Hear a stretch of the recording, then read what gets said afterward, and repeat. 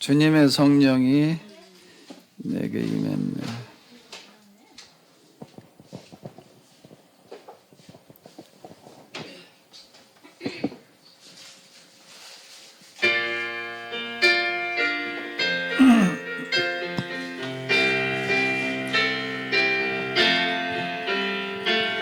주님의 성령이 내게 임했네. 기름을 부어 나를 보냈네. 가난한 자에게 복음 전하고 포로된 자를 풀어주어라. 눈이 먼 자 보게 하여라. 억압이 눌린 자 자유케 하라. 인연을 임하게 하여라. 진리의 성령이 내게 임했네. 거룩한 말씀 깨닫게 하네. 가난한 자들을 부욕해 하고 상처난 마음 치유하여라. 어두운 곳 밝게 하여라. 슬픔에 우는 자 위로하여라. 하나님 나라를 임하게 하여라. 광야에서 이 둘이 같은 내용을 가지고 다루고 있는 건데요. 예수님께서 요한의 제자들에게 하셨던 그런 말씀이 되겠는데 내용은 같은 내용이 되겠습니다.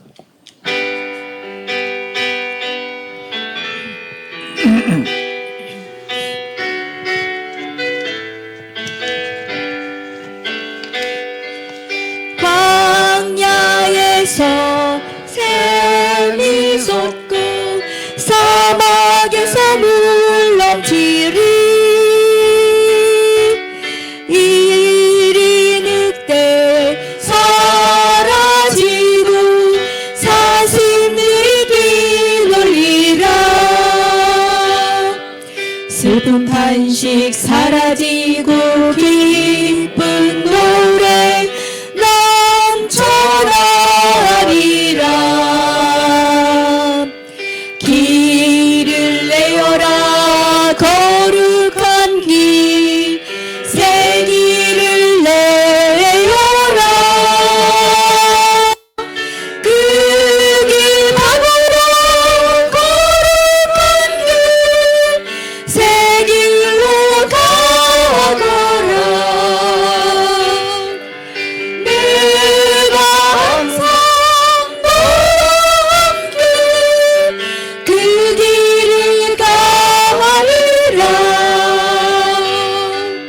눈이 먼 자 보게 되고 못 걷는 자 걷게 되고 나병 환자 깨끗해지고 못 듣는 자 듣게 되리. 죽은 자가 살아나며 가난한 자 복음 듣게 되리. 길을 내어라. 거룩한 길 새 길을 내어라. 그 길 막으라. 거룩한 길 새 길로 가거라.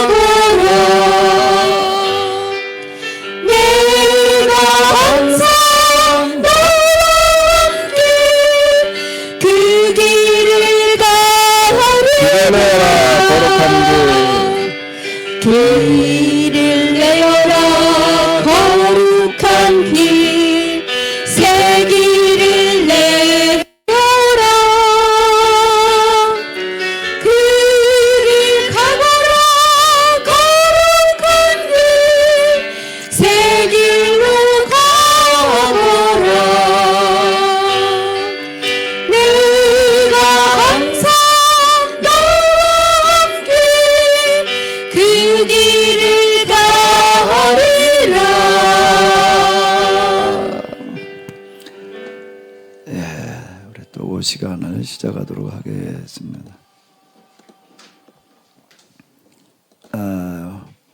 오늘 범위가 3장, 4장인데요. 자, 우리가 3장으로 가서 한번 아까 족보를 중심으로 해가지고 누가복음의 특징을 한번 이렇게 봤는데요. 어때 족보를 중심으로 해서 본 누가복음의 특징 좀 하실 말씀들 없으신가? 하실 말씀 있으신 분은 좀 보내주시면 질문해 주시면 같이 잠깐 생각해보고 본문으로 넘어가 보도록 할게요.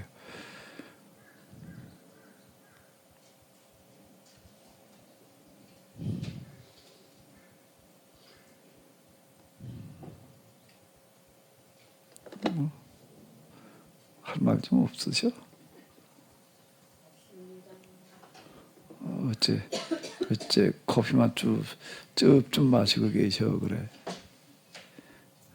얼굴에 뭐 하고 싶은 얘기가 좀 있을 거. 제가 아니고요. 정명순 권사님께서 왜 목사님께서는 이렇게 자꾸 새롭게 해석을 하셔서 우리로 하여금 존경하게 만드냐고.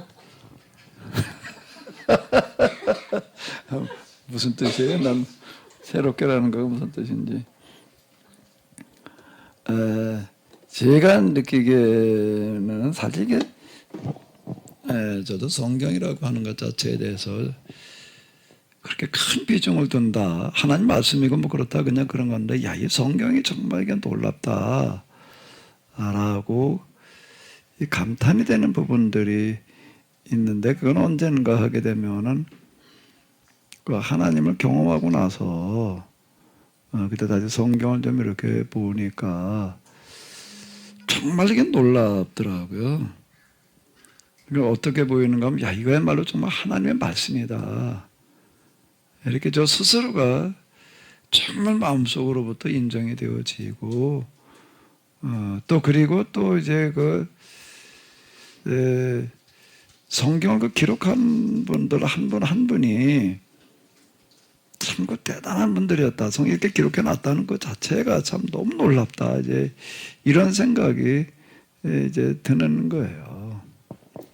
이게 족보 지금 우리가 오전에 본 누가복음의 족보를 보면서 뭐 좀 다르다 뭐 어쩌다 그냥 이렇게 되지. 그게 야, 참 누가가 이걸 통해 가지고서 뭐 이렇게 이제 느껴지기가 쉽지를 않잖아요. 그냥 이방인이고 그러다 보니까 그저 유대인들을 대상으로 한 마태는 아브라함부터 시작을 했고 뭐 이런 식으로 다 이렇게 생각하게 되고 주로 이제 배운 게 그런 식으로 배웠던 거거든요. 그렇게 이제 봤던 어떤 이런 것들이 그 하나님을 경험한 다음에 이제 다시 보이기 시작한다라고 하는 거가 그래서 사실 저 스스로도 참 이 성경이라고 하는 거지만 너무 놀랍다 이렇게 생각이 돼요. 참 놀라워요. 이 사가랴 이야기로 시작한다는 것도 너무 놀랍고, 그러니까 이걸 우리가 누가 입장이 돼가지고서 이제 생각을 해보게 되면은 누가가 사가랴의 이야기로 시작하는 게 별 생각 없이 그렇게 한 건 아니잖아요. 그러니까 이제 사가랴에 그러면 무엇을 보는가라고 한다고 하게 되면은 자, 이건 요 구절 한번 읽어보겠습니다. 이 두 사람이 하나님 앞에 의인이 주의 모든 계명과 규례들을 흠이 없이 행한. 이건 누가 하는 소리일까?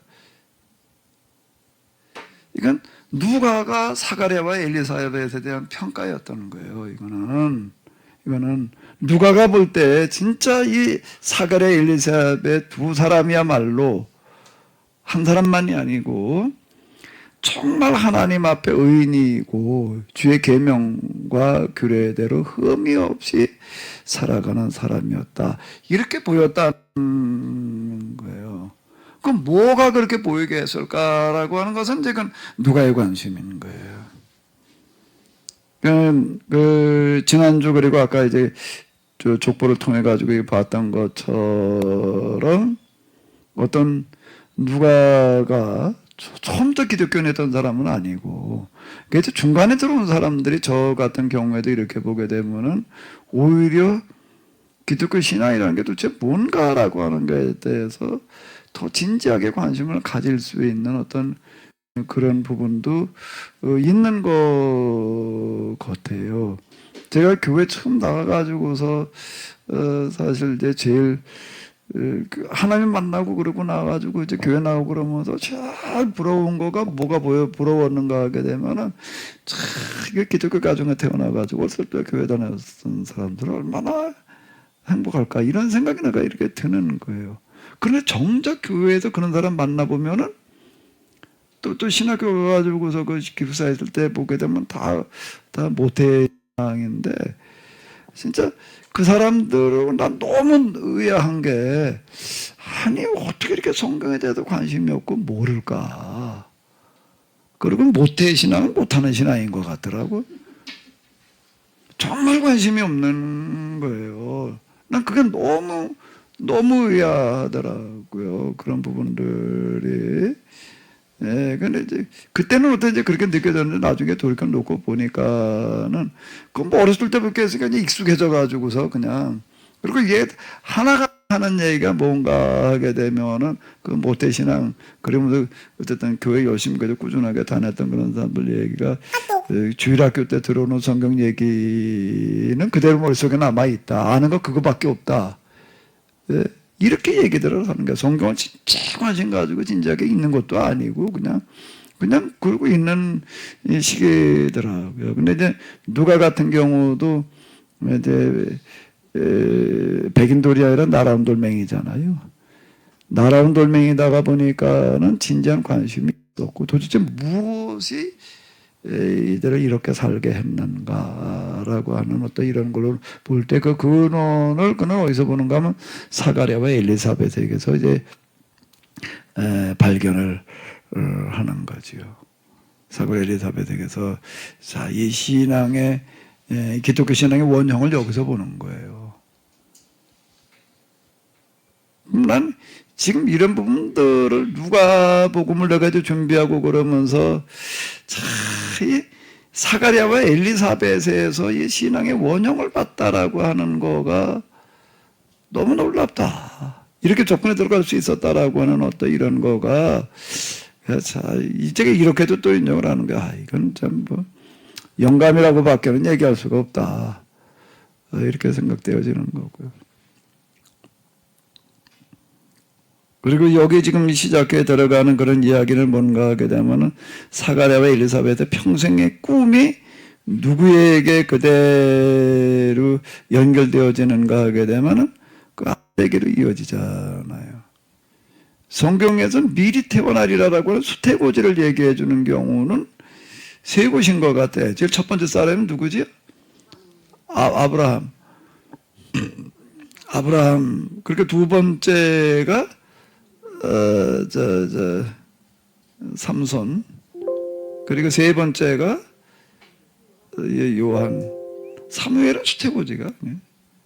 사무엘이 기도로 낳은 아이일 뿐이지 미리 수태고지로다. 근데 그 셋의 공통점은 뭔가 하겠다는 부모들이 나이가 많았다라고 하는 거고 자식이 없었다라고 하는 거고 그리고 뭔가 하게 되면은 그 부모의 신앙의 꿈이 그대로 그 자식에게서 실현되어진다라고 하는 거. 물론 아브라함에게 있어서는 이삭에게도 실현되어졌다는 얘기. 그 후손들에게도 아브라함에게는 이제 이스라엘이라는 그 자손을 통해 가지고서 실현되어지는 어떤 그런 걸로다가 더 이어져 내려가는데.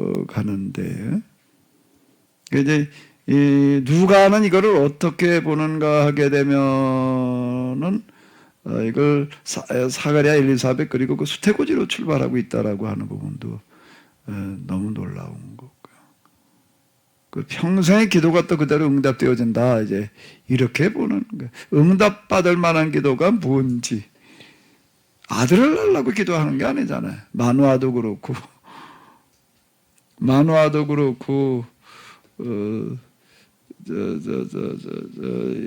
사가랴도 그렇고 또 사라도 그렇고 사라와 저 아브라함도 그렇고 아들을 주리라라 그러니까 웃잖아요. 아이고 이 나이에 무슨 아들은 뭔 아들이요 이제 뭐 우리가 무슨 뭐 아들 뭐 그냥 내 조카도 있고 뭐도 있고 그러면 됐지. 자 이렇게 생각하는 사람들이었다라고 하는 거야. 아들을 달라고 구해본 적이 없는 사람들인 것 같아. 단지 뭔가 하면은 정말 이 땅에 하나님 나라가 실현되어지기를 구하는 사람들이었다라고 하는 거. 그걸로 출발을 하고 있다라고 하는 게 누군가 하게 되면 사가랴, 엘리사벳, 그 다음에 누구죠? 마리아. 이게 지금 마가복음, 누가복음 연구해 놓은 어떤 이런 것들을 이렇게 보게 되면 누가가 마리아를 만났다라고들 보더라고요. 마리아의 말년에. 마리아가 에베소에 가보게 되면은 그 마리아가 머물렀었다는 집도 있어요. 저 요한이 내 어머니라니까 모셔라 뭐 그랬다라고 그래서 이제 가도 있었다라고 이제 이렇게 얘기를 하는데 그 마리아 수태고지 이야기라든지 기타 등등은 그러니까 아마 마리아에게도 좀 들었을 그런 내용이라고 이렇게 이제 보여져요. 이런 부분들, 이런 것들을 좀 이렇게 출발해 나간다라고 하는 거가 정말 놀랍고 여기에 지금 사가랴, 마리아, 시몬, 안나 이런 사람들에게 또 찬가도 그렇고요. 그리고 또 이제 여기 이렇게 보게 되면은 자세히 살펴본 나도라고 이렇게 얘기를 하는데 예수님의 탄생의 자리가 마국간 그리고 구유였다라고 하는 것도 어느 책 읽다 보니까 그런 얘기를 하더라고요. 누가복음이라고 하는 거가 왜 중요한가라고 하는 거를 얘기를 할 때 이렇게 얘기를 하더라고요. 누가복음이 없는 크리스마스를 한번 생각해 보래. 그럼 뭘 얘기할 수 있는 게 있었겠느냐? 크리스마스는 누가복음 때문에 가능하다. 이런 얘기를 하는 거예요. 어디서 어떻게 태어난지를 어떻게 알아? 그게 천사들이 좀 목통절이게 알려주는 그런 이야기, 뭐 기타 등등. 마태복음만 가지고도 크리스마스를 얘기를 하려고 큰다고 하게 되면은 참 별 보고 찾아오는 동방박사나 상상할 수 있을까? 저 상상할 수 있는 게 없는데 우리는 누가복음을 통해 가지고 누가의 관심이라고 하는 거는 바로 마국간에 태어나가지고 구유한 때 이것도 아마 마리아를 통해서 이제 이게 들었으리라라고 이제 이렇게 보여지게 되는데 예수님의 그 탐생의 과정 뭐 저 성령이 수태고지 기타 등등 이게 아마 그랬으리라고 이렇게 보더라고요. 많은 관심을 가지고 이제 자료들을 이렇게 아마 모았으리라고 이렇게 보여지게 되는데. 이 탄생의 자리를 대단히 중요하게 보고 있는 거예요. 가장 비천한 그런 자리로부터 시작되어지는 어떤 이런 거. 누가복음을 연구하는 책들 가운데서 이렇게 보게 돼 이런저런 연구들 뭐 이제 많이들 얘기를 하는데요. 근데 하나 어디에도 지적하지 않는 어떤 그런 부분들이 있는데 뭔가 하게 되면은. 누가는 대단한 영성의 사람이었다. 이 부분들은 지적하는 사람이 없는 것 같아. 이 부분들은. 근데 지금 제가 이제 이렇게 지적하고 넘어가는 이 부분은 저는 이제 뭐 때문에 참 누가복음이야말로 정말 대단하다라고 이렇게 생각이 드는가 하게 되면은 이건 영성 때문에 이게 보였다라고 난 이렇게 보는 거예요. 마국간 구유의 누우심 이런 거가 진짜 그게 영성의 경험을 통해서 정말 그런 것들이 너무 크게 다가오는 것들이에요. 그럼 왜 그런가 하게 되면 그게 하나님의 탄생의 자리로 느껴지는 건데요. 제가 하나님을 하비루로 만났다. 하비루이신 하나님을 만났다라고 하는 어떤 그런 얘기들은 이제 무슨 얘기가 되는가 하게 되면은요. 하나님은 어디에 계시는 하나님이신가 우리가 생각하기에는 그냥 가장 높고 귀한 자리에 계시는 분으로 느껴지는데 하나님을 그러니까 우리가 이렇게 생각할 때하고 직접 만났을 때하고는 너무 다른 거예요. 너무 다른 건데 그분은 직접 만나 뵙게 되면 어디 계신다는 거예요? 가장 낮고 천한 자리에 계신다는 거예요. 여기에도 비로소 이해되는 게 있어요. 왜 내가 아까 이제 황경재 집사님 기도할 때 기도의 자세 얘기를 했는데 저는 뭐 많이 경험한 어떤 그런 거는 없고 하나 기도할 때 기도 자세가 내 마음대로 안 될 때가 있다라고 이제 얘기되는 거는 이제 어느 시점쯤 가니까 나도 모르게 그냥 앉아 있어도 기도하지를 못하고 엎드려서 얼굴을 땅에 대지 않으면 견딜 수 없어지는 그리고 또 하게 되면은 진짜 이 몸 자체도요 맨 땅바닥이 아니면은 대단히 불편한 거예요. 방석을 깔고 있는 것도 이것도 불편한 거예요. 이게 불편하게 느껴지는 거예요. 그걸 내가 그렇게 하려고 그러는 게 아니에요.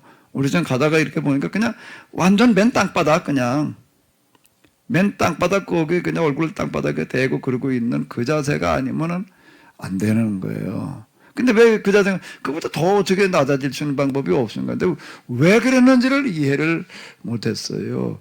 왜 그랬는지를 이해를 못했는데 왜 그게 이렇게 무릎 꿇고 그냥 이렇게 앉아 있는 자세가 그냥 방석 위에 앉아 있는 자세가 불편했는가라고 한다라고 하게 되면 그분은 그보다 더 낮은 자리에 계시기 때문에 그게 불편해졌던 거더라고요. 그리고 얼굴 들 수 없는 어떤 그런 자세 이런 게 이제 하나님 면전으로 나아가기 직전에 나타나는 이제 그런 그 현상이었는데 나는 지금 이게 왜 자꾸 마가라 쓰고 말이 나오지? 가짜가 같아서 그러나 누가가 왜 예수님의 탄생의 이야기를 마국간 말구유 으로 출발을 하고 있는가라고 한다면은 그건 그의 영성이 아마 이걸 중하게 보게 했겠다. 사가랴 엘리사벳 같은 경우도 마찬가지고요. 그리고 이제 여기 3장으로 넘어가게 되면은 요한의 설교가 나오잖아요. 요한의 이게 설교가 나오는데 그리고 지금 여기 지금 뭐 지난번에도 말씀드렸는데 마태나 마가는 광야대 외치는 자의 소리가 있어 가로되 이렇게 시작을 합니다. 이렇게 가요. 그런데 지금 누가는 어떻게 가죠? 한번 읽어볼까요? 여기까지 읽어봐야 될 것 같아요. 한번 다 같이 보시겠습니다.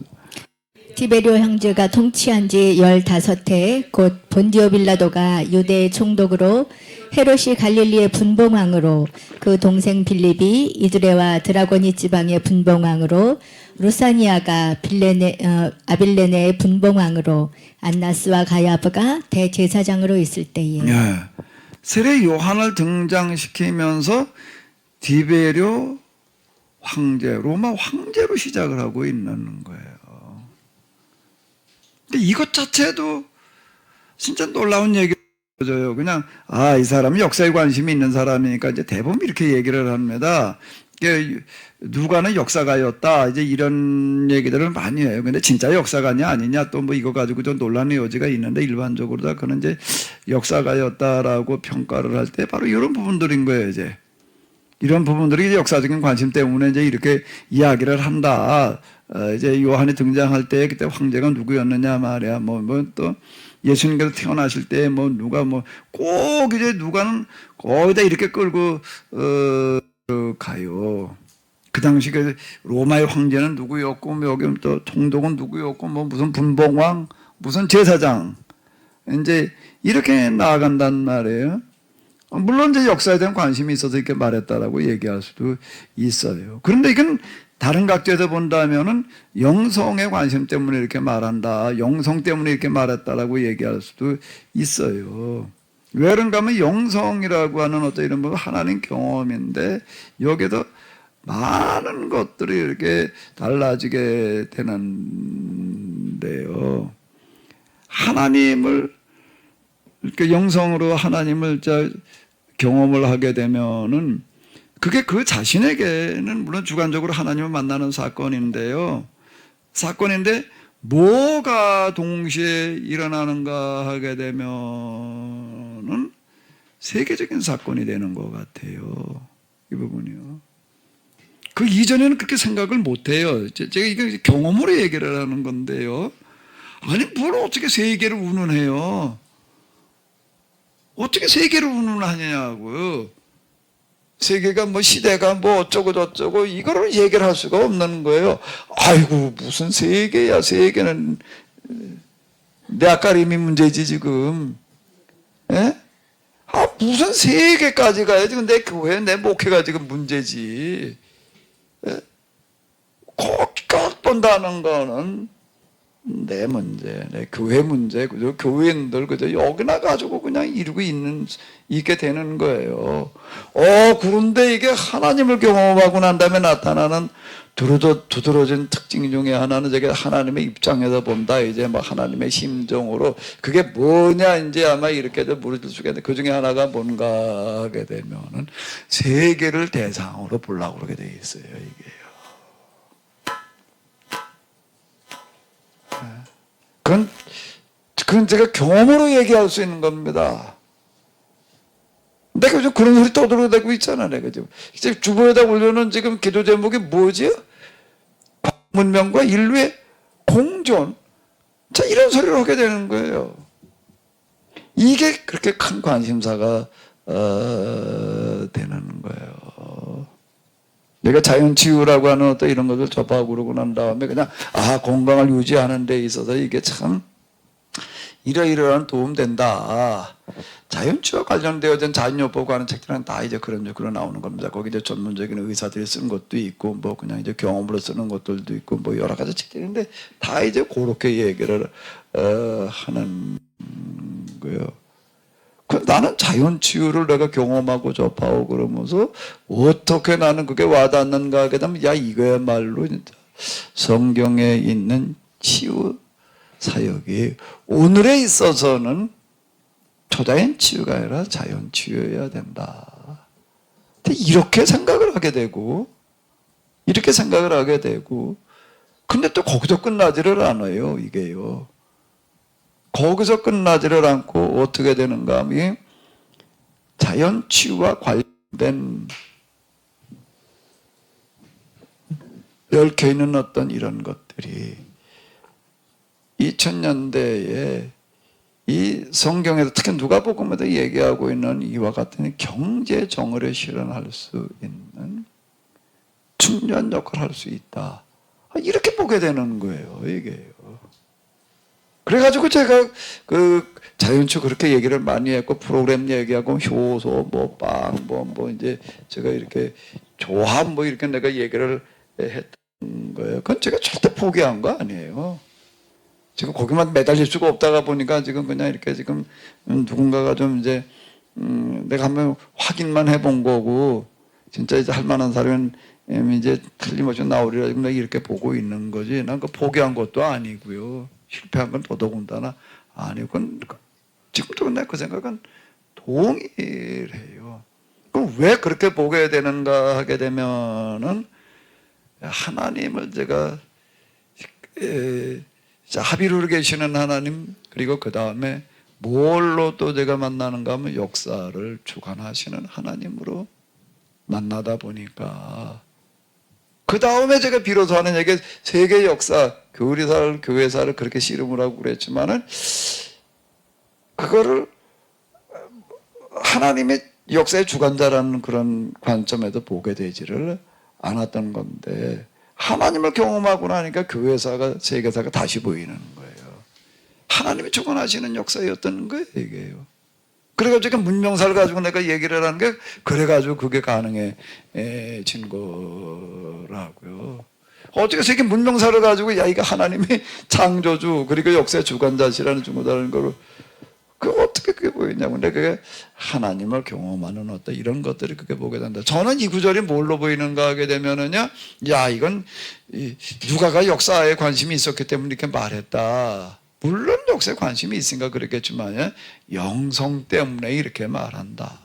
라고 난 이렇게 보이는 거야, 나한테는. 이게. 나한테 그렇게 보이는 거예요. 이때 이게 뭐 이제 사람들이 이걸 보자 진짜 요때 그랬나 하고 하나하나 이렇게 또 다 맞춰보는 사람이 있습니다. 아주 저 로마 문헌 뭐 기타 다 갖다 어마어마한 노력하고 연구들 많이 해요. 진짜 이게 성경 연구하는 사람들 보면요 정말 애들 쓰는 말로 얘기를 한다면은 아마 이렇게 얘기를 해도 되려나 허벌나게 해요. 정말 연구들 많이 해요. 단어 하나들 갖다가 그냥 분석해 보고요. 누가가 의사였다. 그러니까 어떻게 또 기본적으로 연구하는 사람이 있는가 하게 돼. 히포테스를 비롯해 가지고서 의학 서적들을 갖다가 이렇게 이거하고 비교를 해봐요. 누가복음 사도행전에 들어있는 그 의학적인 용어들하고 갖다가 이렇게 비교를 해봅니다. 비교를 하고서 뭐라고 얘기를 하냐면, 야, 누가가 의사 맞다. 왜? 히포크라테스의 무슨 뭐 책에 보니까 뭐 이게 참 여기다 뭐 비슷한 그런 용어들을 가져 쓰고 있다. 이렇게 얘기를 합니다. 그러니까 또, 그런가 보다. 그러겠죠, 대부분 다.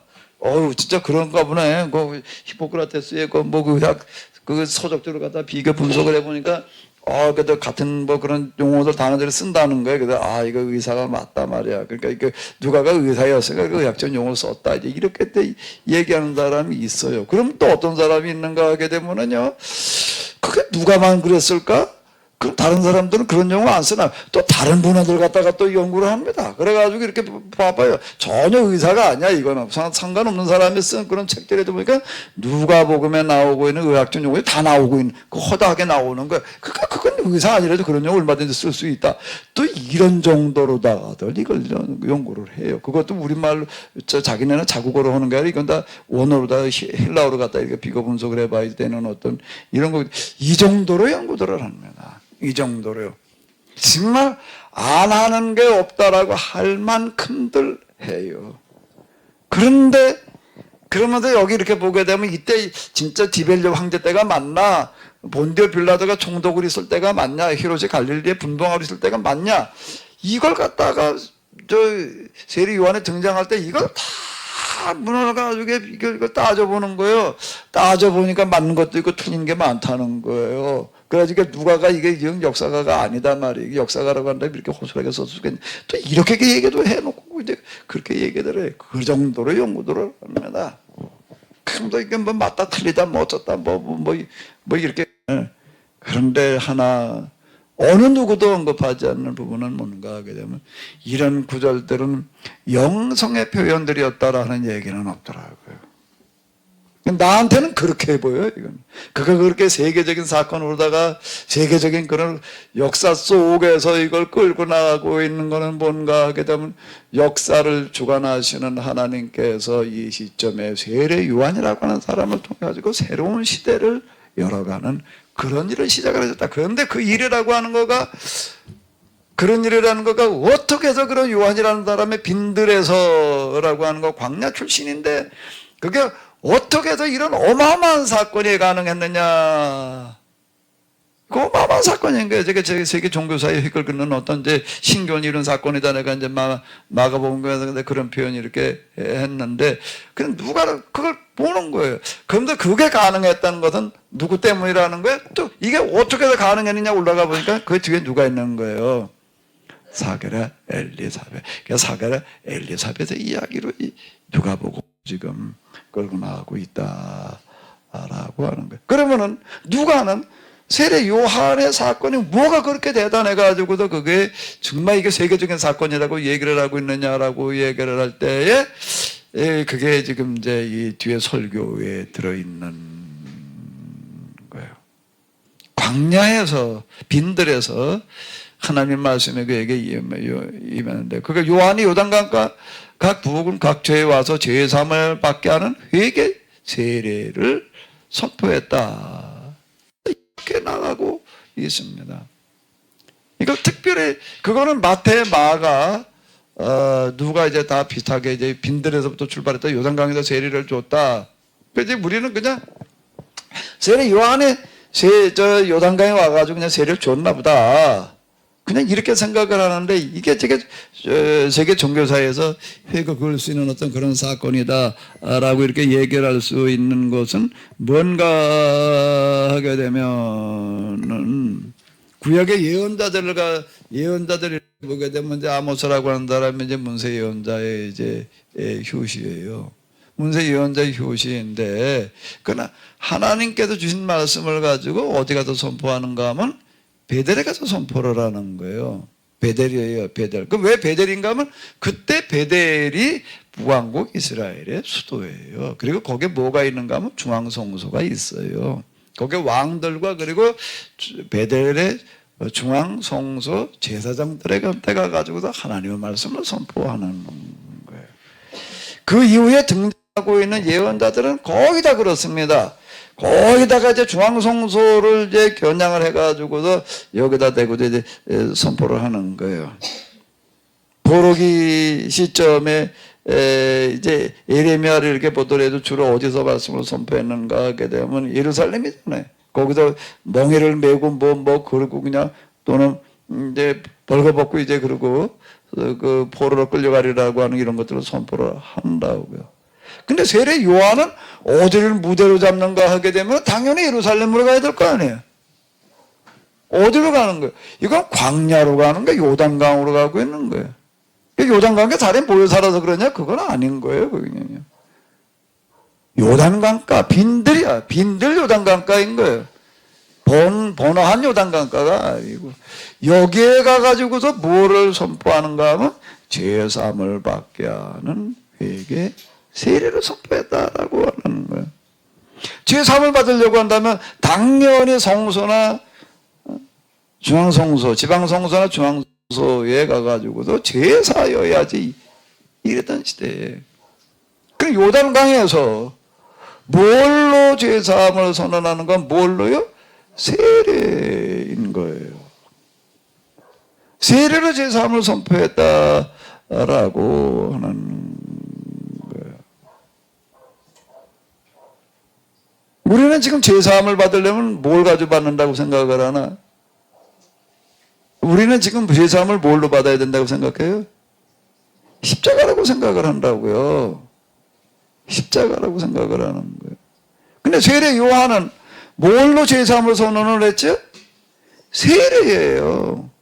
죄 용서함을 뭘로 받아야 된다는 거예요? 세례로 받아야 된다는 거예요. 어느 게 맞아요? 세례로 죄 용서함을 받아야 돼? 십자가에서 용서함을 받아야 돼? 네? 뭘로 제사함을 받아야 돼? 그럼 또 십자가를 통해서 용서받는 건 성령 세례라고 그러겠지 이제.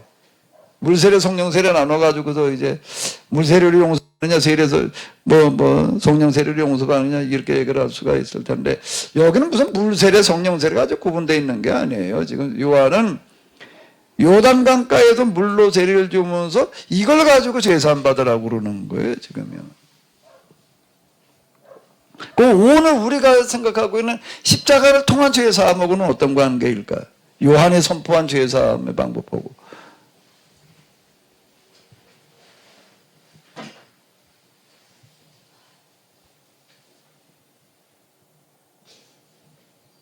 뭘로 제사함을 받아야 돼? 요한이 선포한 요단강가에 물세례를 가지고 제사함을 받아야 돼? 아니면 예수님께 돌아가신 십자가를 통해서 제사함을 받아야 돼? 우리는 당연히 뭐라고 생각하는 거예요? 예수님께 돌아가신 십자가를 통해서 제사함을 받아야 되는 거지. 십자가에서 예수님께 우리 모든 사람이 죄를 지고 돌아가셨으니까. 그럼 뭐 세례 요한은 뭐 회개 세례를 전파했다는 건 그건 뭐예요 그러면? 전이니까.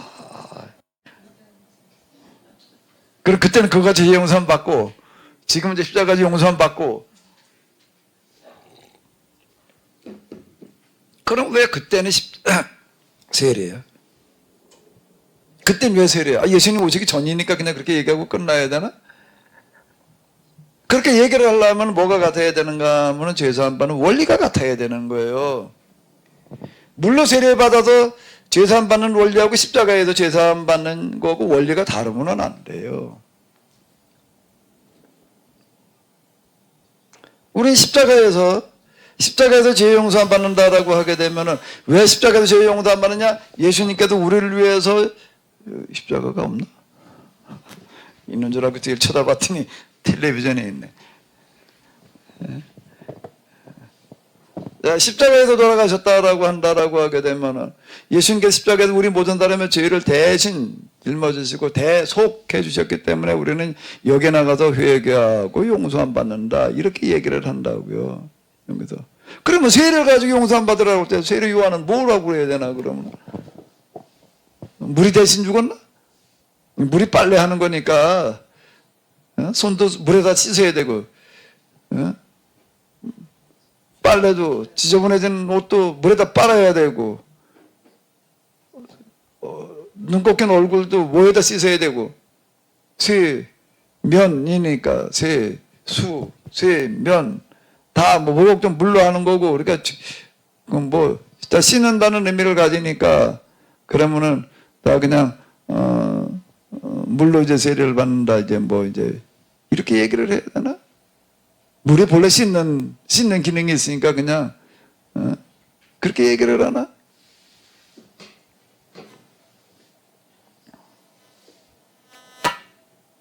지난주에 우리가 주일날 생각해봤던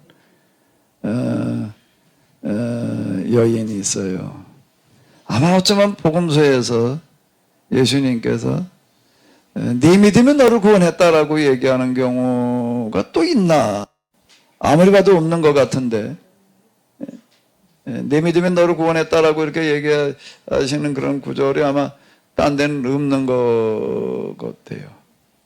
예수님한테 향유를 받아 부어드리는데 어디다 부어드린 여자에 발에다 붓고 머리털로 닦는 그런 여자한테 내 믿음이 너를 구원했다. 그 이전에 뭐라고 얘기했는데 네가 죄 사함 받았다고 얘기를 하시는 거예요. 내 죄가 사함을 받았느니라. 그리고 이제 뭐라고 얘기를 하시는가 하게 되면 내 믿음이 너를 구원했으니 평안히 가라. 이렇게 선언하세요. 뭐 가지고 죄 용서 받았다는 거예요, 이 여자는? 뭘 했길래 죄 사함 받는 거지요? 십자가는 뭘 하는 거지요? 철저하게 자기의 죄를 보게 하는 기능인 거예요. 뭐하고 똑같은가 하게 되면 십자가는 마치 뭐와 같다고요? 이것과 같아요.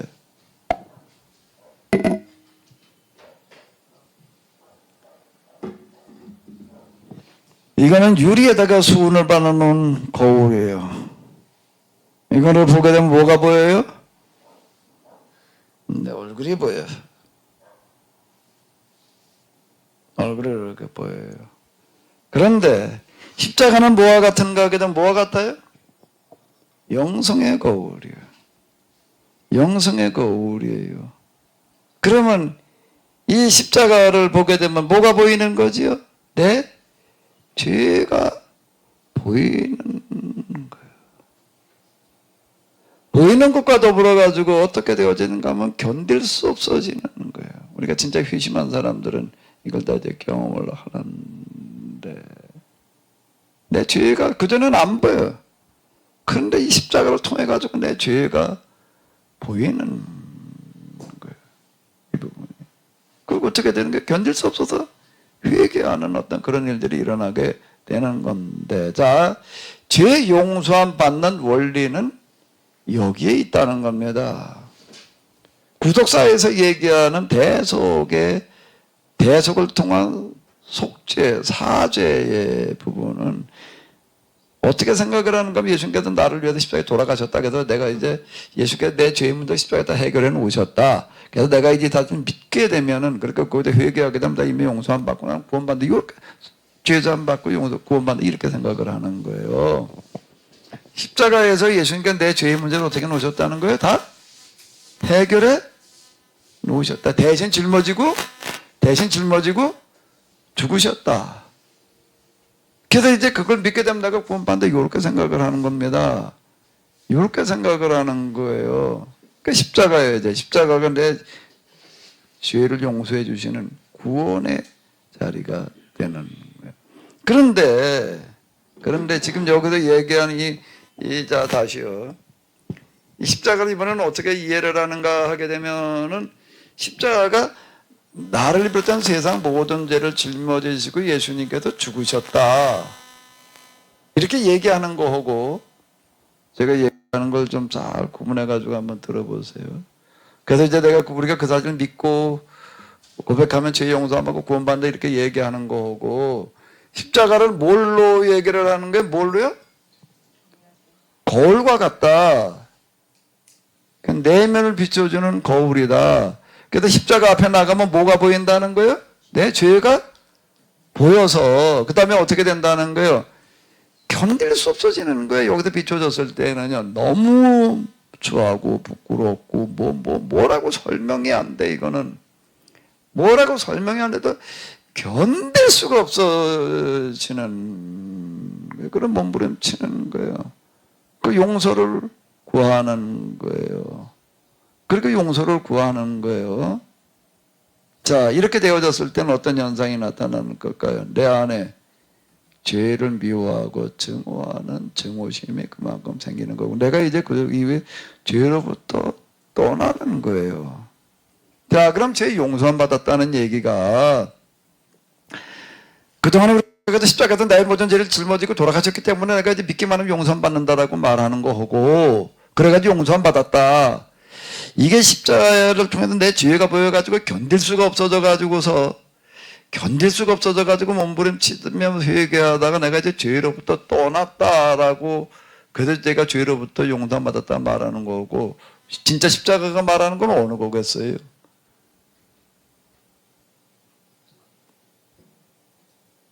제가 성경에도 참 가장 이해하기 힘들었던 구절 중에 하나가 뭐냐면 모세가 광야에서 뱀을 든 것 같이 인자도 들려야 하리니 이는 저를 믿는 자마다 구원을 받게 하려 합니다.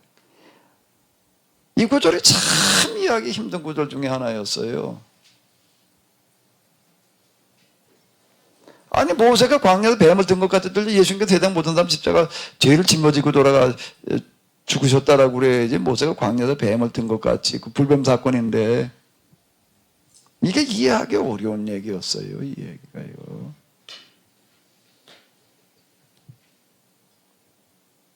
자, 지금 제가 이게 이제 이 거울을 가지고 설명한 죄 용서함의 원리예요. 원리가 이 원리를 가지고 그동안 우리가 생각하던 구속사 십자가 대속의 원리 가지고서는 요한이 선포하고 있는 회개 제사함의 세례를 주었다는 것과 만날 수가 없습니다. 원리가 안 맞아요. 원리가 서로 맞을 수가 없어요. 단지 얘기를 하는 건 뭐라고 얘기를 할 수밖에 없다고요? 요한은 예수님 오시기 전이고 십자가 사건 전이니까 그렇게 얘기를 했고 이렇게는 얘기를 한다면 몰라도 사죄의 원리가 만날 수가 없어요. 원리가 안 맞아 서로. 세례에 무슨 대신 죽으시는 사건이 어디 있어요? 물세례. 요한이 얘기하는 세례에 무슨 대신 죽으신 사건이 어디 있냐고. 내 죄를 대신 해결해 오신 사건이 그건 안 들어있어요. 거기에는요. 십자가에는 그게 들어있고 그럼 원리가 달라. 이거는 원리가 달라. 그래 이건 당신의 예표다. 그냥 십자가를 예표하는 거다 이렇게 하나 얘기를 한다면 몰라도 그럼 그게 그냥 예표로나 끝날 얘기인가? 자, 그러면 이제 이렇게 다시 물어보자고요. 세례 요한은 왜 그럼 이런 소리를 할 수가 있었는가? 이건 구약 성경에도 그렇고 어디에도 그렇고 없어요. 뭐가 없는가 하게 되면 죄 용서하면 제사를 가지고 받아야 되는 거죠. 동물 제사를 가지고 받아야 된다고 얘기를 하지. 율법에 의한다라고 하게 되면은요. 속죄제, 번제, 기타 등등 이런 제사를 가지고 제사 안 받으라고 했지.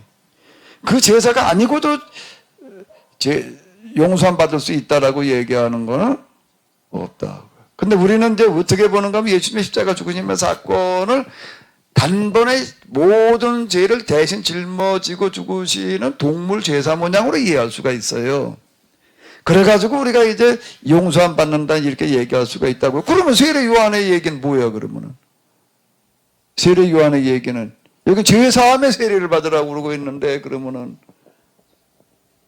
예수님 금방 얘기한 예수님의 죽으심을 모든 제사의 총칭, 종결, 단번에 제사로다가 이렇게 받아들여가 이렇게 해석을 한다고 지금 우리가요. 그러니까 세례 요한의 이 속죄 방법은 만날 수가 없는 거예요. 그렇게 되면은.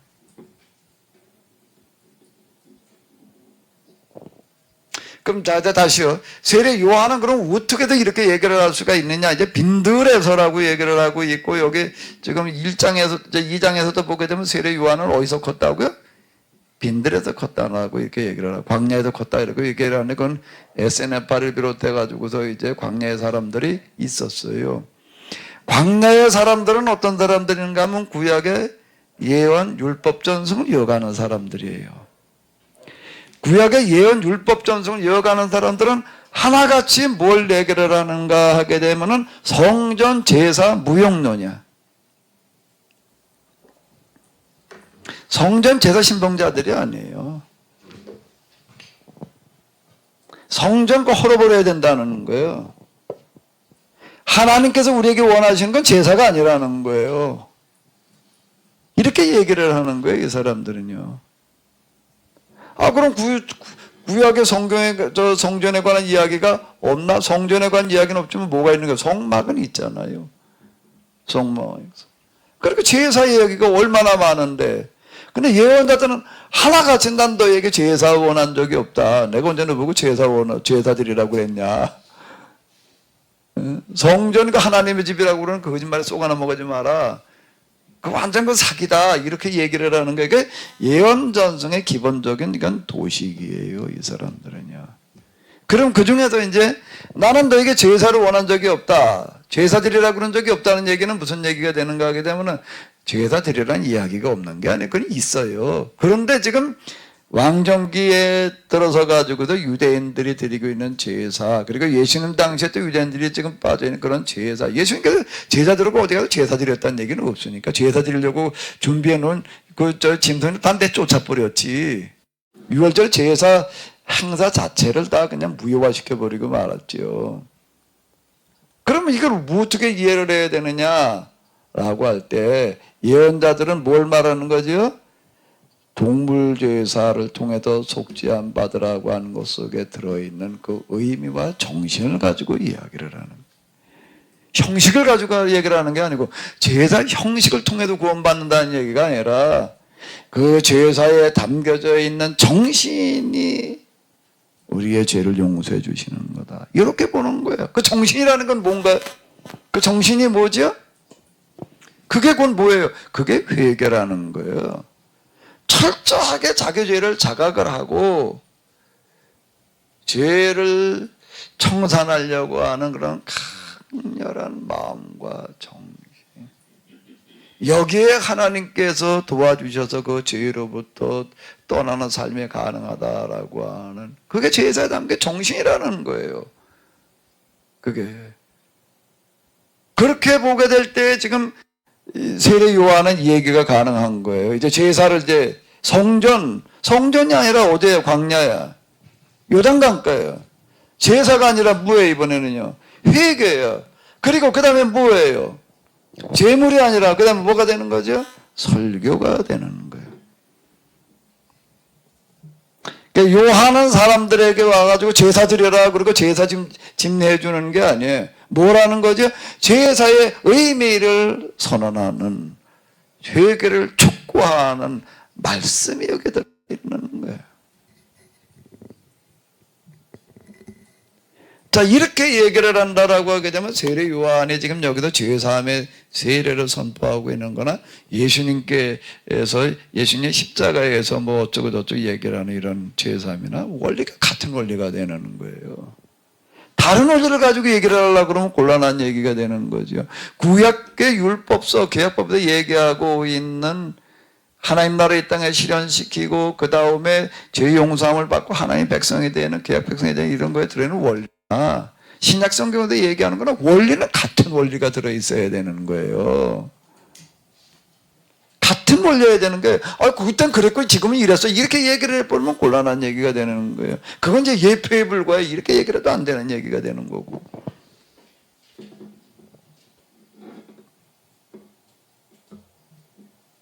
제가 이제 처음에 저 세미나하고 그럴 때 이걸 가지고 많이 얘기를 했습니다. 이거.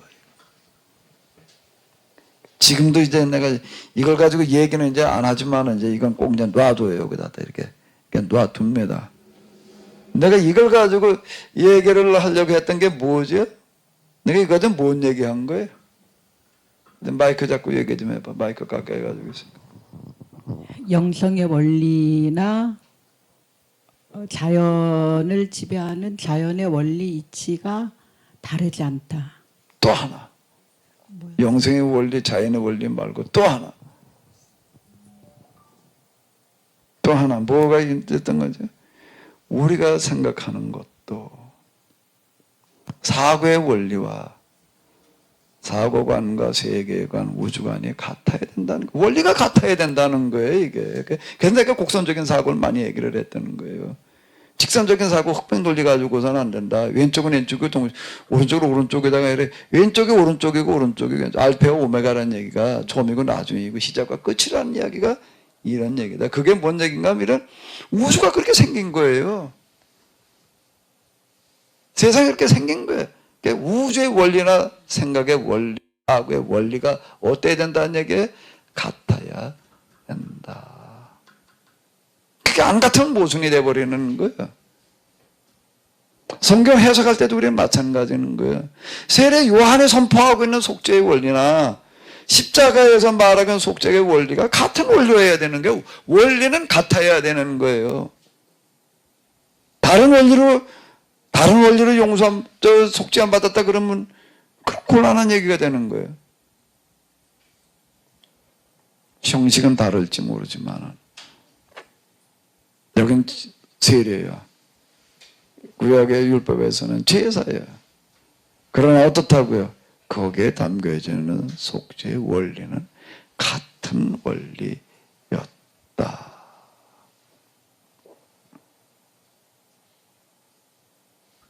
우리는 그냥 몽땅 다 예수님의 십자가만 갖다 맞춰놔요, 그냥. 거기서 이제 다 끝났다. 그 이전에 모든 것들은 이걸 예언한 거나 예표한 거에 불과하다는 식으로 다 이렇게 끌고 나가니까 이게 모순이야, 이게 지금.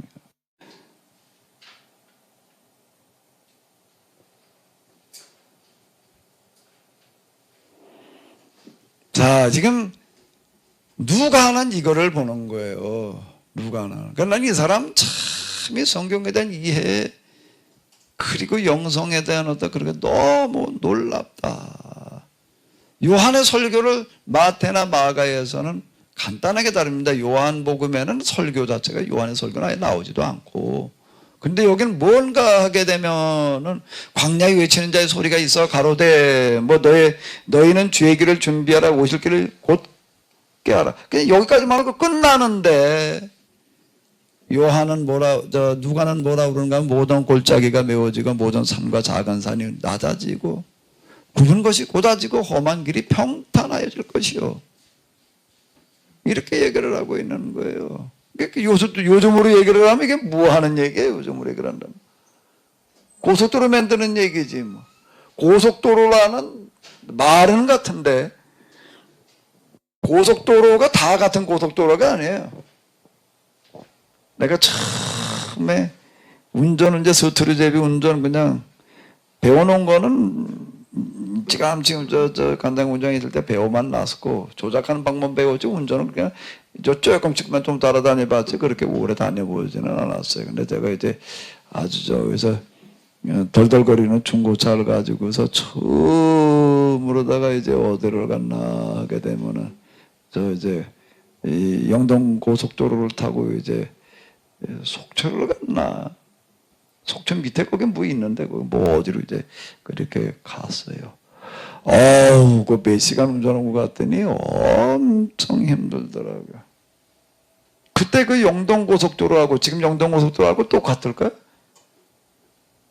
그건 지금 그 영동 고속도로 이렇게 가다가 조금 한구탱이 이렇게 베더라고요. 지방도로 수준도 안 돼, 이제는요. 근데 그걸 그때 고속도로라고 그래. 중앙 분리대도 없고. 그걸 고속도로라고 그랬다고요. 지금 고속도로는 어때요? 이게 고속도로 만드는 방법이야, 이게. 모든 골짜기는 어떻게 해야 돼? 메꾸거나 다리를 놓고. 산과 작은 산은 어떻게 깎아야지 뭐. 굵은 것은 어떻게 되는 거예요? 곱게 피고. 험한 길을 평탄히 고속도로에 내는 그런 얘기 같은데. 자, 이게 뭔 얘기인가? 높고 낮은 거 없는 거여야 되는 거예요. 아래위가 없어야 되는 거예요.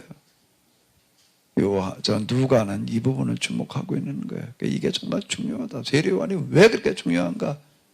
라고 하는 거. 그리고 아예 부모까지 끌고 올라가는 이유는 거기에죠. 그럼 모든 육체가 하나님의 구원하심을 보리라.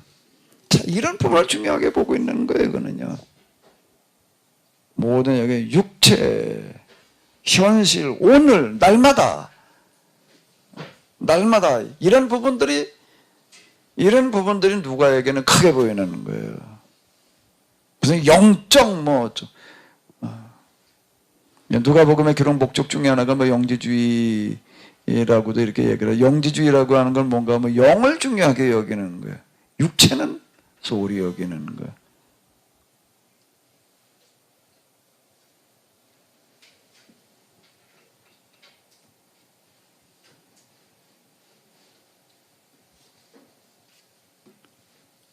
지금 어쨌든 이 골짜기를 메우고 산을 깎아가지고 구분거는 꽂게 하고가 뭘 하는 거냐라고 얘기를 할 때 어떻게 하는가 하게 되면 두 벌 있는 자는 어떻게 하라는 거예요? 나눠주라는 거야. 먹을 것이 있는 자도 어떻게 하라는 거야? 그렇게 하라는 거야. 우리가 무엇을 하리까? 이렇게 묻습니다. 우리가 무엇을 하리까? 도끼가 이미 나무 불에 놓여 있단 말이야. 좋은 열매 맺지 않은 나무마다 찍혀 불에 던지리라. 이렇게 선언을 합니다. 그거는 물론 세례 요한이 한 설교였어요. 그런데 이건 또 누가 하는 설교일까요? 누가가 하고 싶은 말인 거예요. 누가는 바로 이거 해야 된다는 거예요. 그러니까 이게 중요하게 느껴지는 거예요, 이 부분이요. 세례 요한이 했기 때문에 그냥 갖다 덮어놓고 아무 생각 없이 갖다 적어놓고 있는 게 아주 그냥 옮겨 적어놓기는 하고 있는 게 아닌 거예요. 누가가 볼 때는 이 구절이야말로 정말 설교 중에 설교인 거예요. 뭘 어떻게 해야 됩니까? 이건 사실 누가가 물었던 물음이야. 이거는요. 정말 우리가 뭘 어떻게 하고 살아야 되는가? 그런데 어떻게 했던 거죠? 두 벌 있는 자는 어떻게 하라는 거예요? 나눠주고 먹을 게 있는 자도 어떻게 하라는 거예요? 그렇게 하라는 거예요. 이게 뭔가 누가가 만난 교회의 모습이었어요. 누가에게 가장 큰 충격적으로 다가온 게 바로 이런 부분이었다고요. 이것 때문에 그는 기독교인 됐던 사람이. 이것 때문에 그는 뭐한 사람인가 하면 자기의 개인적인 삶을 포기하고 바울의 선교 사역에 동참한 사람이에요. 그 당시 사도들도 여러 사람이 있고, 그때 왜 바울 선교에 동참했느냐라고 이렇게 볼 때 쭉 이 사람이 보니까는 바울이야말로 진짜 이정신을 제대로 구현하는 사람이라고 본 거라고요. 그러니까 감옥에 있는 데까지 그냥 계속 마지막 순간까지도 동행하고 있는 어떤 이런 거를 볼 수가 있는 거예요. 다 가고 누가만 남았느니라. 바울 서신에 보면 그런 구절이 나와요. 끝까지 남아있는 사람이었다라고 하는 거예요. 왜? 그럼 이 구절을 만나는 사람이. 그러니까 그 이후에 보게 되면 이런 얘기가 많은 거예요. 부자와 나사로의 얘기 어디 나오는 얘기일까요? 어디서 부자의 비유 어디서 나오는 얘기일까요? 큰 누가복음에 나오는 이야기들이는 거예요. 우리가 어떻게 살아야 되느냐, 우리가 뭘 해야 되느냐, 사실은 누가가 물었던 물음이기도 하는 거예요. 그러니까 이렇게 써나가죠. 그럼 누가복음을 통해서 사실 뭘 만나야 돼? 하나님을 만나야죠. 말씀을 만나야죠. 맞아요. 동시에 누굴 만나는 거예요? 누가를 만나야 되는 거예요. 누가를 만나지 않고서는 그럼 하나님은 어떤 하나님을 만나는가? 누가가 만났던 하나님을 만나는 거예요. 마태복음에서 마태가 만난 하나님을 만나는 거고, 마가복음에서는 마가가 만난 하나님을 만나는 거고, 요한복음에서는 요한이 만났던 하나님을 만나는 거고, 바울 서신을 통해서는 바울이 만났던 하나님을 만나야 돼. 그거 어떻게 다 만나? 왜 이렇게 다 만나야 돼? 하나님은 어느 한 사람만이 만난 그런 하나님, 그분이 다가 아니기 때문에 다양한 사람들이 다양하게 만나는 그 하나님 내가 같이 만나야지 되는 거예요. 그러면서 거기서 이제 무슨 일이 일어나는 거죠? 이제 거기서 마태복음 읽으면서는 누굴 만나야 된다고요? 마태가 만난 하나님, 마가복음 읽으던 마가가 만난 하나님, 누가복음 읽으던 누가가 만난 하나님, 요한 읽으던 요한이 만난 하나님, 바울 서신 읽으던 바울 서신이 바울이 만난 하나님을 만나야 돼. 그러면서 그 다음에 어떻게 되는 걸까? 이제 비로소 내가 만나는 하나님이 생기는 거예요. 마태복음에서 마태가 만난 하나님을 만나지 못했는데, 누가복음 우리가 공부를 하면서 누가가 만난 하나님을 내가 만나지 못하는데 어떻게 내가 내 하나님을 만나냐고요.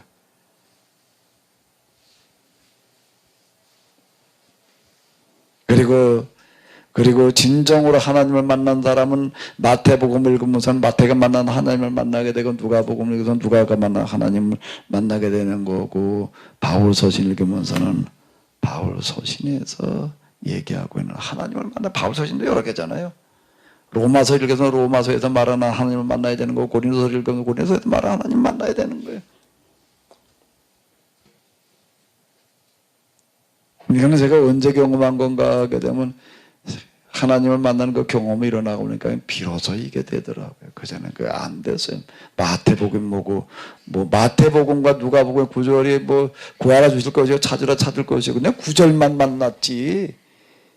그냥 같은 구절인 줄 알았지. 근데 같은 구절이 마태복음에도 있고 누가복음에도 있다. 다 그렇게 말하니까 그런 줄 알았지. 그 똑같은 구절을 통해 가지고도 마태의 하나님, 누가의 하나님을 만나지지가 않는 거예요.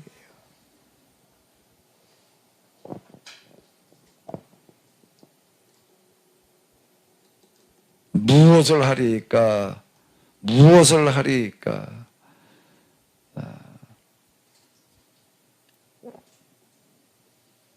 그런데 이제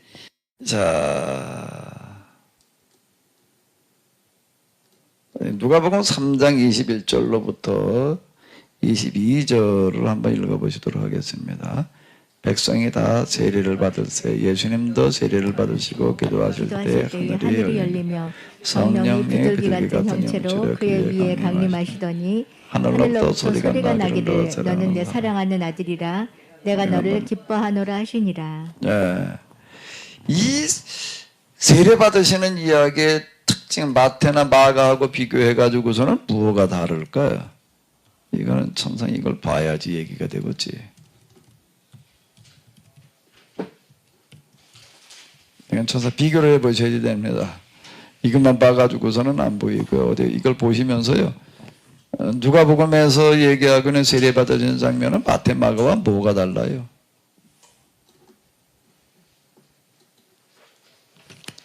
일단 이렇게 딱 보시게 되면은 어때요? 마태, 마가, 누가, 요한도 이제 여기 좀 얘기가 나오기는 나오는데요. 일단 누가복음의 특징이 뭐지요? 엄청 짧아요. 마가와 더불어 가지고서 대단히 짧다라고 하는 거고요. 그리고 또 하나의 특징은 누가복음에서는 각 복음서마다 예수님께서 세례 받으시는 장면을 통해서 말하려고 하는 의도가 다 달라요. 똑같은 걸 말하고 있는 게 아닌 거예요. 똑같이 이 얘기를 통해서 말하려고 하는 게 좀 달라요. 다 다른데 누가복음에서는 예수님께서 세례 받으시는 이야기를 통해 가지고도 뭐를 얘기하려고 하는 데에다가 주로 초점을 맞춰 놨을까요? 이런 부분들은 이제 복음서마다 좀 차이가 나는데 그 차이가 중요한 역할을 해요.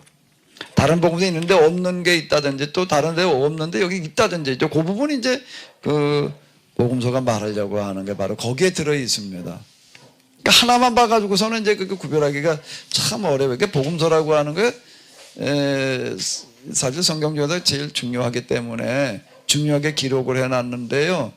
중요하게 기록을 해놨는데 같은 내용을 4개나 적어놨다는 게 참 너무 신기한 것 같아. 이건 절대 우연이 아닌 것 같아. 디아테사론이라고 하는 게 있습니다. 디아테사론이라고 하는 건 뭔가 하게 되면 야 이건 뭐 4개째 필요하냐 말이야. 그냥 헷갈리니까 4개 다 묶어가지고 하나로 만들어 놓자. 그렇게 만든 사람이 있었어요. 디아테사론이라고 불렀어요. 그거를 타티안이 그랬다고 그랬나.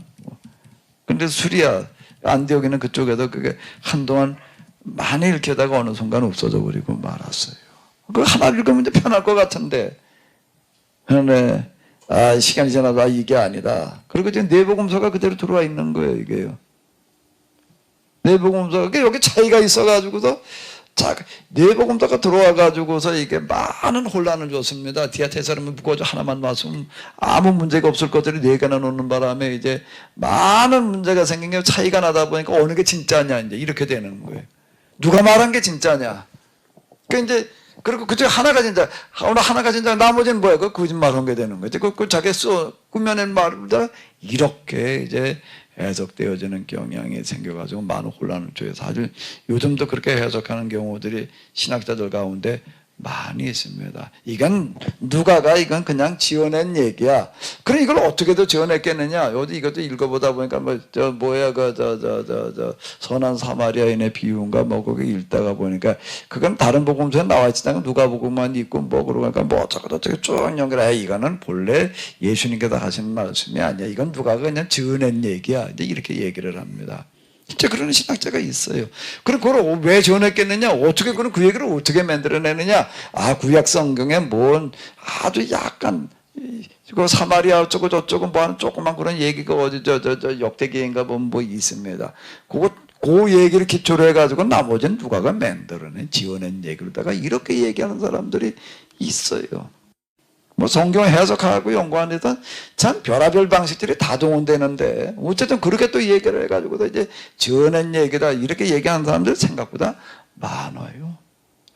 생각보다 많은데 그런 위험성이 있음에도 불구하고 4개를 놔둔 이유는 이걸 편집을 할 때 이런 걸 모르는 게 아니에요. 다 알아요. 알면서 4개를 마테마가 누가 요노다 놔둔 건 뭔가 저게 차이가 있음에도 불구하고 그 차이라고 하는 거가 우리에게 도움이 될 수 있다. 그거야말로 진짜 놀라운 판단이다 말이야. 이렇게 생각되어지는데 다른 데 없는 게 여기에 있고 여기에 있는 게 딴 데 없는 그런 부분들이 굉장히 중요한 걸 말하고 있을 수 있다라고 하는 건데 이걸 통해서 우리가 누가에서는 예수님께서 세례받으신 사건을 통해서 뭘 얘기하고 싶은 걸까요? 요 구절이에요, 요 구절. 뭐라고요? 기도하실 때인 거야. 근데 이건 여기에만 있으니까 똑같은 이야기, 똑같은 자료를 가지고 누가 이거 써내려갈 때에 이런저런 얘기 좀 많이 듣고 그럴 때 여기 지금 우리가 있는 이대로 그냥 있던 자료 그대로 옮겨놨다 이렇게 하니까 이제 전해지는 내려오나 자료는 많았겠죠. 그지 압축해가지고 요에 간결해가지고 이렇게 옮겨놓는 어떤 그런 작업들인데 이렇게 써내려가는 작업을 이렇게 했을 텐데 우리가 어떤 책을 쓸 때 자료 수집해도 자료가 다 집어넣어놓지는 않잖아요. 그러면 어마어마하게 많아지죠. 이제 그걸 어떻게 다 때문에 그 중에서 이제 취사 선택을 해가지고 갖다 이렇게 이제 집어넣잖아요. 그렇게 되고 써내려가는데 하나의 스토리를 만들어 내려가는데 누가는 이걸 내려가면서 예수님의 세례받으시는 사건이 뭐가 중요한 거면 세례받으시고 난 다음에 하늘이 열리고 하늘로부터 어땠다는 거예요? 성령님이 비둘기와 같이 임했다. 그건 다 얘기하고 있습니다. 그게 중요하니까. 여기 그건 요한복음에도 얘기를 하고 있어요. 그런 얘기는요. 요한복음도 그런 얘기를 하고 있는데 그런데 누가는 그런 얘기들을 이렇게 쭈루루 갖다가 정리를 하면서 뭐가 그 중에서 중요하다고 본 거라고요? 뭐가 중요하다고요? 예수님께서 세례받고 오신다고요? 저절로 그냥 성령이 하늘이 열고 성령이 임하신 게 아니라 뭐 하실 때? 기도하실 때에 이렇게 써내려가는 거예요. 이게 누가가 얘기하고 싶은 거라는 거예요.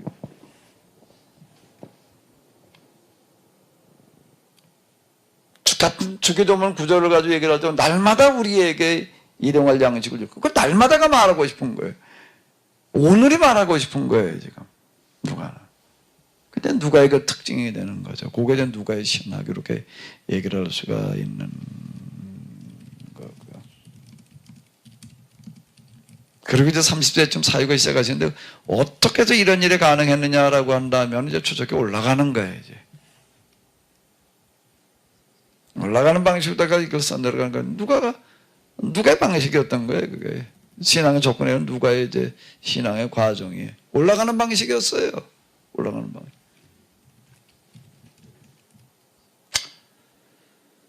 아, 4장으로 넘어가서 이렇게 보게 되면은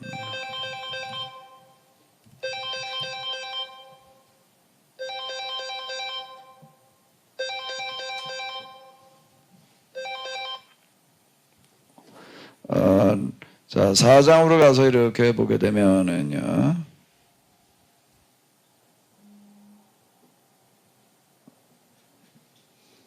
자, 예수님께서 이제 광야에서 40일 기도하시는 그와 같은 이야기가 나오고 있는데요. 이 이야기도 마태, 마가, 누가. 근데 마가는 마가의 특징 자체가 워낙 간결하게 넘어가는 거기 때문에 아주 짤막하게 다루고 있습니다. 근데 이제 마태나 누가는 거의 이제 분량으로 봐서 이제 비슷해요. 이제 시험 빠지는 순서가 좀 하나 다르고, 나머지 거의 다 비슷한데, 누가는 요 얘기를 통해서 특별히 뭘 얘기하려고 그랬을까요? 그건 또 이제 비교를 해봐야 돼. 뭐 여기 딴 데 있는데 왜 여기는 없나? 또 딴 데는 없는데 왜 여기는 있나? 이제 이걸 찾아봐야지 돼 이제. 그런 작업들은 좀 미리미리 조금 제가 그 나가는 진도표를 미리 드렸으니까는요. 진도표를 드렸으니까 좀 미리미리 좀 이렇게 봐주시면 고맙겠습니다.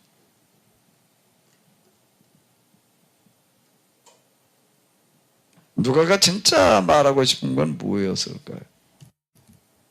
이 얘기를 통해서 딴 데 없는 게 여기 있는 거예요. 그게 뭐죠? 마귀가 모든 시험을 다 한 후에 어떻게 했다는 게 얼마 동안 떠나이라. 마태복음에서는 이에 마귀는 예수님을 떠나고 천사들이 나와서 수정되니라. 이게 다르다는 겁니다.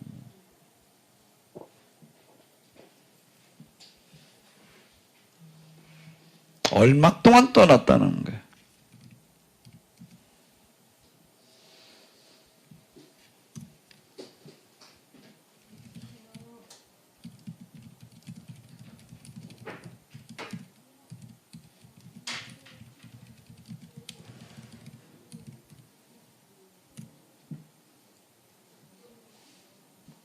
그리고 이제 여기 이건 제가 마태복음에서도 그렇고 마가복음에서도 그렇고 뭐 이미 다 얘기한 건데 예수님께서 받으신 세 가지 시험의 그 이야기들이라고 하는 것은 그럼 마귀가 예수님에게 요구한 게 뭐라고요?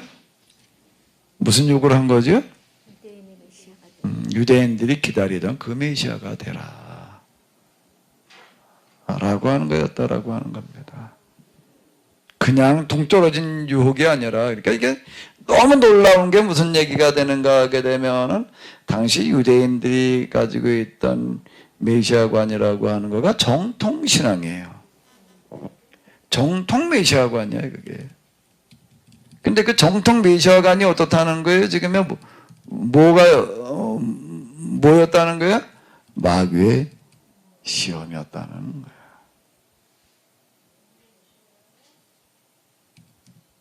근데 이런 얘기들은 계속 이스라엘 역사 교회사에서 반복됩니다.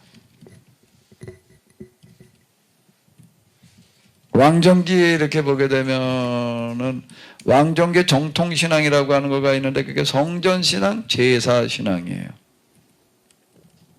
성전신앙, 제사신앙. 그 다윗 위에 생겨난 신앙이에요. 그건 그 이전부터 있었다는 게 아니에요.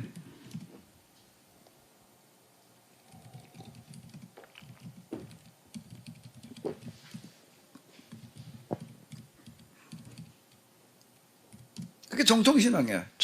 제사, 성전. 그런데 그런데 그 당시 그 예언자들은 그걸 가리켜 뭐라고 얘기를 하는가? 완전히 그 사기극이다 이렇게 얘기를 하는 거예요.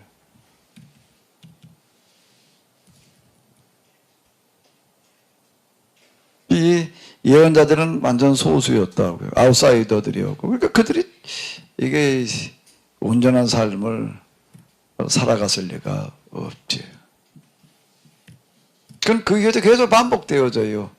또 예수님 당시에 와가지고서는 또 정통, 유대교 정통신이라는 게 있습니다. 바리새 신앙, 사두개인들의 신앙이라는 게 있어요. 그런데 또 거기에 예수님께서 지금 말씀하시는 새로운 해석이 있어요. 그 둘은 어떤 관계인가 하게 되면 서로 지금 복음서에서 보게 되면 마귀 들렸다고 얘기를 하는 거예요.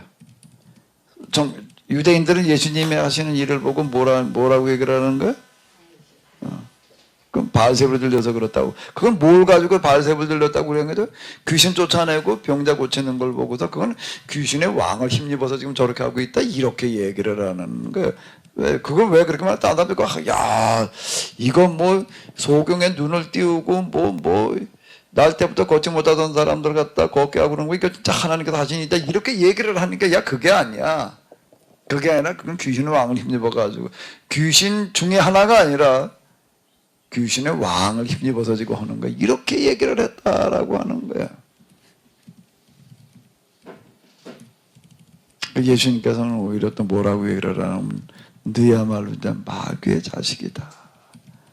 이렇게 이제 얘기를 하시는데요. 그건 그 이후 또 이제 초대 중세기에 이르러 가지고 또 똑같은 현상이 발생을 해요. 항상 어떻게 되는가 하게 되면은 정통이라고 하는 그 신앙의 그 시대에 있어서 마귀의 노름판이 된다는 거예요. 그걸 어떻게 이해를 해야 되나? 그럼 무슨 신앙을 가져야 돼? 정통신앙이 아니면 뭘 가져야 되나? 이단 신앙을 가져야 되나? 정통의 반대가 뭐예요? 어려운 얘기예요.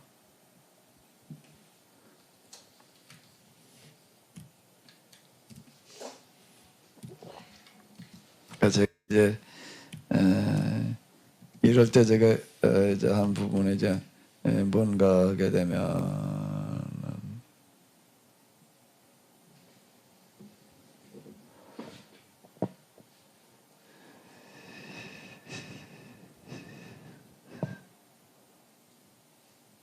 이 정통이라고 하는 이 말 자체, 요 단어가 참 이게 진짜 이게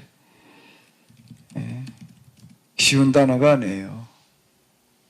쉬운 단어가 아니에요. 정통이 역사에서는 항상 뭐로 전락을 하고 말았다고 이게요? 이단이 됐어요. 정통이 항상 이단이. 그게 이스라엘 역사 교회사야 이게. 정통. 그러니까 정통을 그럼 오늘도 정통이라는 신앙이 있습니다. 그 이건 어떻게 봐야 되냐?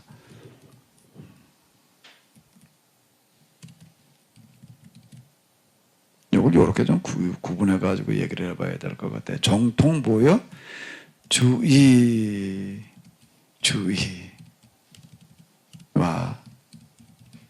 이걸 좀 구분해 가지고 난 좀 이렇게 얘기를 하고 싶어요. 정통 신앙이 있는데 정통 신앙을 올바른 신앙을 가지는 것이라고 올바른 신앙이라고 이렇게 얘기를 한다라고 하게 되면은 정통 신앙은 우리가 좀 죽어야 될 일이지만 정통주의는 어떻게 될 일이에요? 좀 조심해야 될 것 같아. 여기 항상 뭐가 문제인가 하면 이미 단어가 말을 해주고 있어요. 정통주의는 뭐라고 얘기를 하고 있죠? 조심해라. 주의자 들어간 건 다 조심해야 돼요. 민주, 주의, 공산, 주의, 민주정신은 괜찮지만 공산의 정신은 주의가 가버리게 되면 절대 시대는 거예요. 곤란한 얘기가 되는 거예요. 이런 부분들.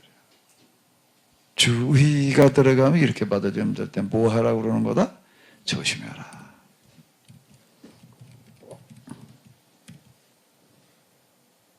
오늘 우리 개신교 신앙도요, 로만 카톨릭에서부터 개혁을 추구하고 그럴 때에는 그래도 뭔가 새롭게 하려고 그랬는데 이제 그러고 나서 500년이 지났어요.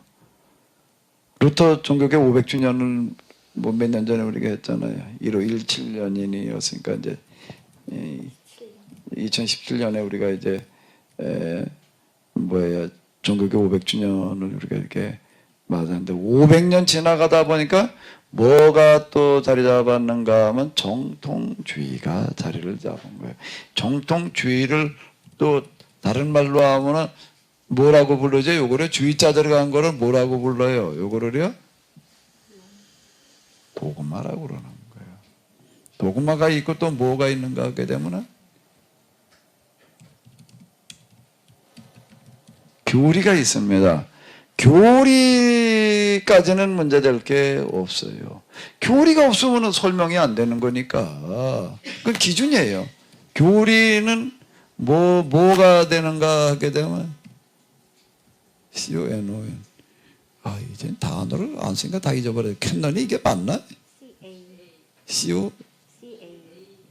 CONAN?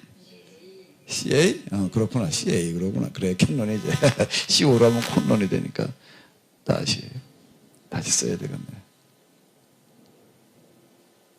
CA. 캐논은 이런 잣대 캐논이 기준이기 때문에 이거는 다를 게 없는 거예요. 기준이 되는데 이건 뭐가 되는 거예요? 이거는요? 절대가 되는 거예요.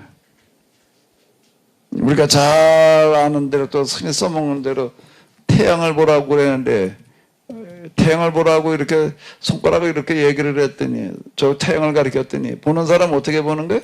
손가락하고 태양을 같은 걸로다가 생각하는 거예요. 교리라고 하는 것은 하나님에 대해서 말하는 것이지 하나님은 아닌 거예요. 근데 이걸 하나님과 동일시하는 그런 현상이 나타났을 때를 뭐라고 얘기를 하는가 하면 도그마라고 그러는 거예요. 그게 그렇게 되게 되면 그게 뭐가 되는 거라고요? 마귀의 도구가 되는 거예요. 그럼 복음서에서는 그걸 많이 이야기하고 있습니다. 특히 서기관 바리새인들과 많이 부딪혀요. 식사할 때 손을 씻어야 되느냐 말아야 되느냐 뭐 기타 등등의 이런 문제들. 안식일 날 병자를 고쳐야 되느냐 말아야 되느냐. 우리 정통율법에 고치지 말아라 그랬으니까 고치지 말아야지. 이렇게 되면 이제 손가락이 곧 태양이 돼버리는 거예요. 이제 이렇게 물어요. 율법에서 보게 되면 안식일 날 일하지 말라고 그랬는데 이게 무슨 뜻일까? 이렇게 얘기를 하면 문제될 게 없어요. 일하지 말라고 그랬으니까 무조건 하지 마 그냥. 이렇게 얘기를 하면 이제 그게 도그마가 된다는 거예요. 그 문자주의가 돼버리는 거예요. 이렇게 되면. 문자주의. 사도 바울이 계속 얘기를 하는 거가 뭔가 하게 되면 의무는 죽이는 것이다. 라고 이렇게 얘기를 하는 건데. 문자대로만 이렇게 해석을 하려고 그러게 되면 이제 죽이는 거다. 이렇게 되는 겁니다. 이 마귀가 가지고 나온 세 가지 시험이 뭐였는가 하게 되면 당시 유대교에 뭐였다고요? 정통교리였어요. 정통 메시아 사상이에요. 그 메시아가 되라는 거예요. 결국 그 싸움이었어요. 그럼 마귀의 가장 큰 세력이 어디 들어와 있는가 하면 교회당 안에 설교단에 들어와 있는 거예요. 정통신앙이라는 이름으로. 자, 이게 말로 이제 모습이에요. 우리가 많이 지금 조심해야 될 게 바로 이 부분이다라고 하는 거고요. 혹시 또 질문 있으신 분들 뭐 주저하지 마시고 뭐 여기 안 올라왔는데 어디 올라왔지? 목사님 질문이 어디 있어?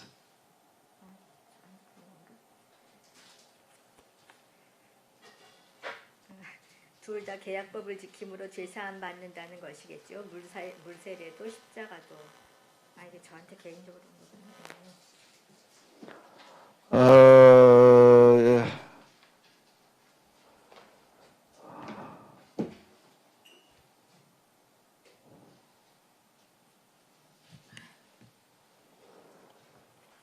그리고 지금 이 예수님께서 성령 인도하심을 받아서 광야에서 마귀와 이제 40을 계시면서 대결하시는 그런 이야기들을 이제 다 이렇게 다루고 있는데, 근데 이 부분은 뭔가 하게 되면 예수님의 사역은 결국에 가서는 마귀의 싸움도 영적인 싸움이었다라고 하는 걸 얘기를 해주고 있습니다. 마귀의 싸움이라고 하는 거가 이제 예수님의 사역에서는 구체적으로다가 이제 현장에서 이제 드러나는 것인데, 이게 마귀가 잠시 떠나니라. 이렇게 누가는 얘기를 하고 있어요. 그 구절은 누가는 굉장히 중요하게 본 것 같아요. 마귀하고 예수님 싸우던 예수님 이제 마귀를 무찌러 이겨서 이제 끝났다가 아니라 그건 광야에서 끝난 얘기고, 근데 현장에서는 지금 또 계속 그게 재현된다. 지금 이렇게 반항하고 있는 거죠.